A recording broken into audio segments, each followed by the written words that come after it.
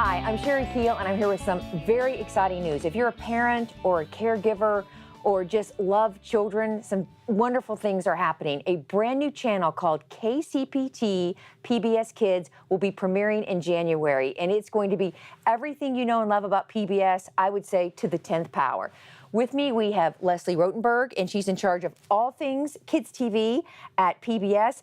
And this is like wonderful. And as a mom, it brings back such great memories of all the quality PBS Kids shows. And I think it's going to be a game changer for children's viewing. That's exactly how we've been referring to it, as a game changer, because PBS Kids educational content has never been available before to families in the evening. And it turns out that twice as much viewing happens in the evening than the morning for kids. So 6 to 9 p.m. is like prime time viewing for kids TV, and we've never been available before live on television because most PBS stations are running grown-up shows at that time. Yeah, you got the NewsHour, or Exactly. Victoria is going to be coming out in January. I mean, that kind of stuff. And that's what when parents really need kids programming on, because they're making dinner, they're doing things like that. And so it's really going to fill a need. And the same's true over the weekend. Weekend viewing is extremely high across the country for kids TV, but the most educational content has never been available to all kids. Yeah, and as a parent, I like to say that PBS children's programming was really a safe haven because you never had to worry about any kind of advertisements or the advertisements that were gimme, gimme, gimme for your children. And this is what I don't think a lot of people know or think that deeply about. Before any animation is done, before any storyboarding, it's with educators, with this is what we're trying to teach, this is what we need to get across, this is a benchmark we're trying to hit. I can guarantee you no other programmer of children's educational claims of educational programming is doing that. That's absolutely true. What we hear most from parents is what you said. We hear, thank you, thank you, thank you, because my child, when they're watching PBS Kids on KCPT, is not asking me for something all the time. And I think that comes from the philosophy of treating children as citizens and not consumers. And that's one big differentiator. But the other one is really the secret sauce of PBS. And that's what you talked about, where we start with the need. We start with the need for literacy, the need for math, fundamental math skills, STEM, science or technology, engineering, math, or social emotional skills. And we start working with educational advisors and building a learning framework. And then we design the television show around that. So the characters in the story are all built to support the learning objective. And then when it's all created with the most creative people on the planet, from the Jim Henson Company, who are bringing you our newest show, Splash and Bubbles, to the Mr. Rogers Company, who are bringing you Daniel Tiger's Neighborhood, then we go out and we test it.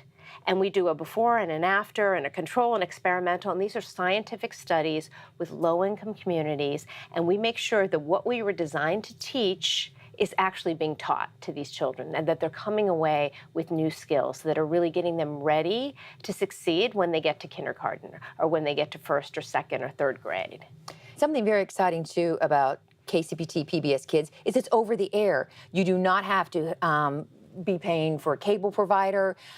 If you have the internet, you can also stream it. So it's available to everyone, which is the great thing about PBS. It is democracy in action. It is available to everyone. It is true. We're really thinking about how kids use media today. And you mentioned over the air, there's about 13% of kids across the nation between 2 and 8 only have access to over-the-air television. They don't pay for cable, they don't have satellite, and yet they make up for 37% of our viewing audience. So if you think about that, these are the kids who are the most loyal to PBS. We are their only option. And the idea that we're now expanding to 24/7 is really going to be a game changer for them. And then you mentioned the streaming, the fact that this service from day one on January 16th is going to be available live stream from KCPT onto every mobile device, every over-the-top service from Roku to Apple TV to Chromecast. However you're getting your service, you'll be able to get this live stream. I think it's so exciting. And I think that's one of the reasons it's going to be a game changer. Educational television for children available pretty much any way you can get it. And there's anytime, nothing else like that. anywhere. And there's one more aspect that we're really excited about. It's going to come a little bit later, but it's this idea of interactivity. So what we're going to be able to do is kids can toggle between watching the live TV and playing a game related to the exact same learning objective. And they've never been able to do that That's before, amazing. and nobody's doing that. And yet our research shows that that's how kids learn best. The idea of being able to surround kids with learning opportunities. So it's not just the television, but also the interactive gameplay. Yeah, the manipulatives Right. is huge. And being able to show what they can do and interact and learn actively, and then to be able to go back and forth between television and gameplay is really something new. And we're excited because we know it has the power to help kids learn, and they'll be able to do it on this new service. Yeah, that's fabulous. That's fabulous.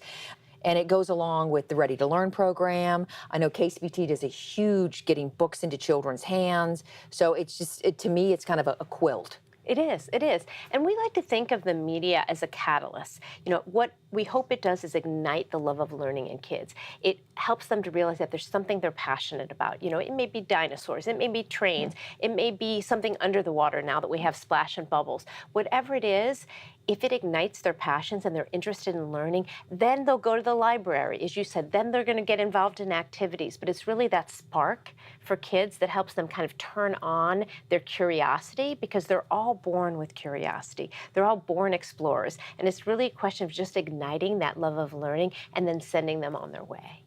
Now, I've got to ask you, what took so long? Was it because you were trying to get it 100% just perfect before you were able to debut? Because I wish I had this back in the day. It's a great question. You know, I think that, you know, we had one channel to work with for a very long time, and then recently kids' media habits have changed. So we really studied kids' media habits, and we discovered kind of these two phenomenon. One was kids are watching a lot of live TV, more than anybody thought, in the evening and on the weekends, and that was a missed opportunity for us.